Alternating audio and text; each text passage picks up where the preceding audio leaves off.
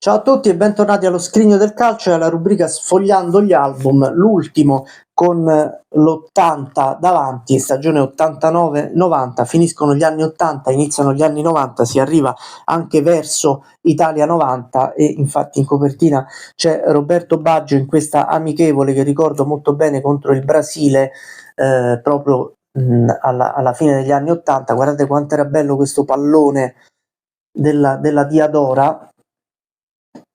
Bellissimo, questa è la copertina dell'album 89-90 che conduce proprio ai mondiali italiani, forse i più attesi da chi li ha vissuti, non da me che non ero ancora un tifoso di calcio. Eppure questo album l'ho fatto, come vi ho raccontato, per quello 88-89, lo feci successivamente chiedendo alla Panini l'invio dell'album e di tutte le figurine. Arrivavano queste figurine proprio a mazzetti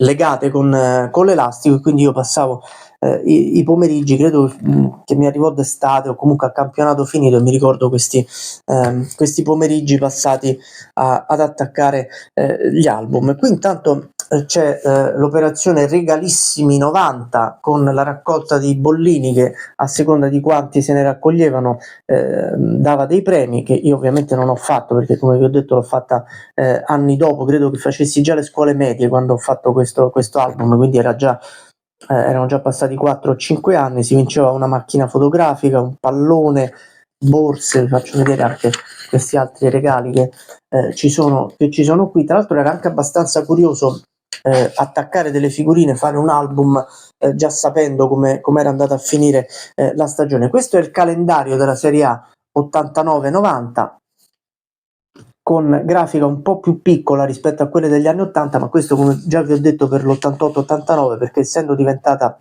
la Serie A 18 squadre invece che a 16, c'erano più partite, c'erano più giornate, quindi anche la grafica doveva essere un pochino ridotta. Andiamo velocemente a vedere intanto la struttura dell'album. Qui siamo sempre a degli album molto essenziali, molto semplici. Vi faccio vedere l'Ascoli, che è la prima squadra, contorno delle figurine bianco con la foto della squadra, lo scudetto e i giocatori con titolari e riserve. Molto molto semplice, molto essenziale, meno pagine rispetto anche a quelle degli anni 80, forse per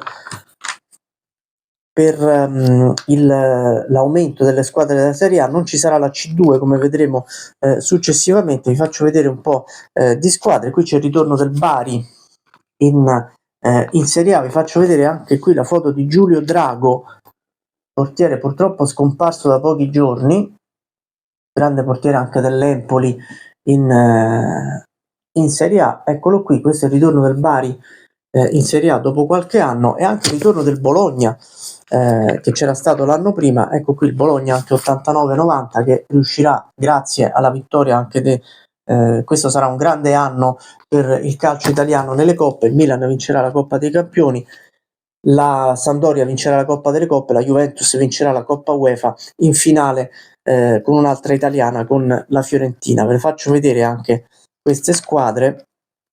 Questa è la Cremonese, intanto anch'essa tornata in Serie A dopo aver vinto lo spareggio con la Reggina l'anno prima. E questa è la Fiorentina, che giocherà la finale di Coppa UEFA con la Juventus, l'ultima Fiorentina in cui giocherà Roberto Baggio, che in estate passerà proprio alla Juventus. Eccolo qui, io sto vedendo intanto nel retro della copertina il biscotto Fortunello, questo gelato che non ricordo assolutamente, sembra una specie del cucciolone, non me lo ricordo. Adesso vi faccio vedere intanto anche il Genoa, tornato in Serie A dopo diversi anni, dominatore del campionato 88-89 di Serie B, e vi faccio vedere la Juventus che vincerà la Coppa. Prima c'è l'Inter, campione d'Italia in carica, l'Inter dei record 88-89, non si ripeterà nella stagione successiva. Eccola qui, però come vedete con lo scudetto sul petto. E la Juventus che vincerà Coppa UEFA e Coppa Italia. Questa Juventus qui, allenata da Dino Zoff, che in estate andrà alla Lazio, sono gli unici trofei vinti da Dino Zoff come allenatore, la Coppa UEFA e la Coppa Italia della Juventus 89-90, che è questa qui. Eccola qua. Adesso vi faccio vedere poi il Milan che vincerà la Coppa dei Campioni, ma che perderà lo scudetto proprio in volata con il Napoli.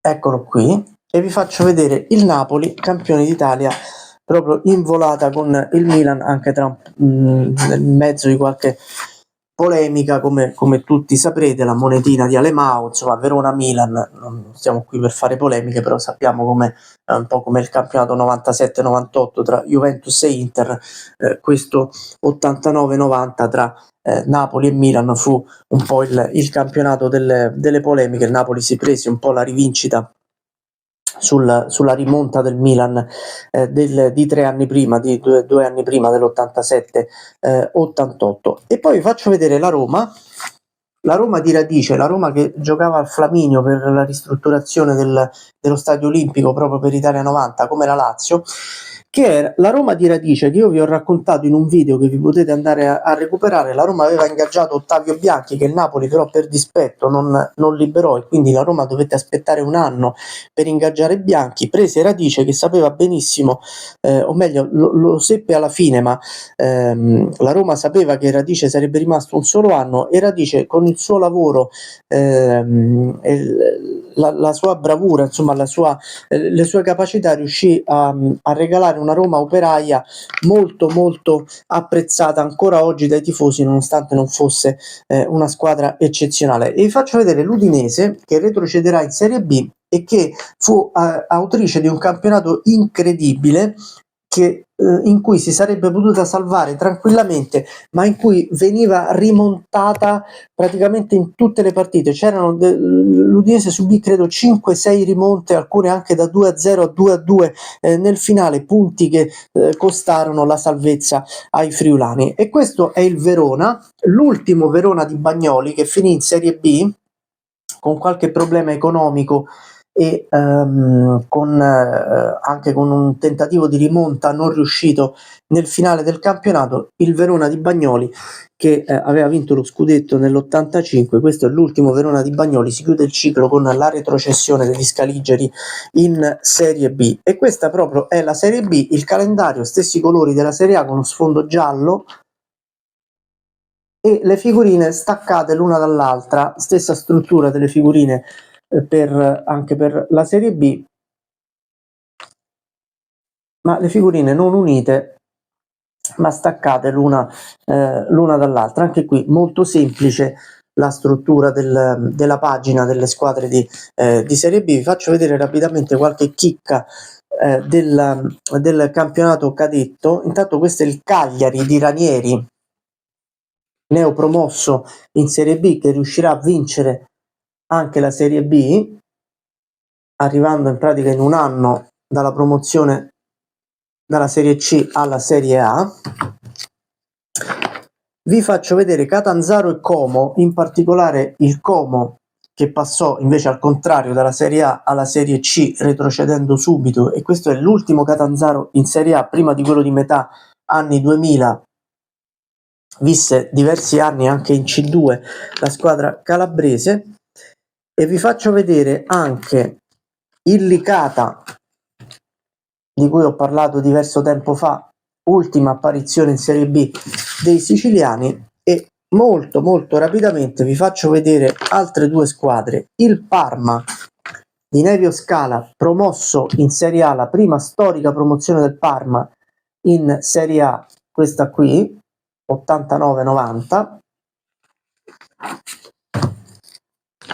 Già che ci siamo, anche il Pisa, altra promossa in Serie A, con questa maglia molto particolare a quarti blu un po' più chiaro e un po' più scuro, con calzoncini neri, che aveva indossato anche la stagione precedente. E infine vi faccio vedere il Torino, che era retrocesso nella stagione 88-89 e che dopo tantissimi anni si ritrovò a fare la Serie B. Torino allenato da Eugenio Fascetti, e vinse il campionato cadetto stradominando con tanti gol anche del brasiliano Miller, che ricordo a Torino era più apprezzata la moglie di lui, mi ricordo anche dei servizi del compianto Franco Costa, in cui cercava di intervistare la moglie anziché intervistare Miller. Vi faccio vedere anche la C1, vengono messi gli scudetti nella stessa pagina, scudetti rettangolari lunghi in verticale, vedete, un po' curiosi questi scudetti. E poi faccio vedere le squadre con ovviamente la figurina delle squadre, eccole qui, della serie C1. Questo è il girone A. Mettete pausa per soffermarvi se volete su qualche squadra, e questo è il girone B. Vedete come in una pagina riusciva ad entrarci tutti. Non ci sono particolari speciali su Italia 90, c'è soltanto una sorta di avvicinamento con le partite di qualificazione ai mondiali di Italia 90. Ci sono le foto di Argentina ed Italia, l'Argentina è campione del mondo in carica e l'Italia ovviamente il paese ospitante della rassegna.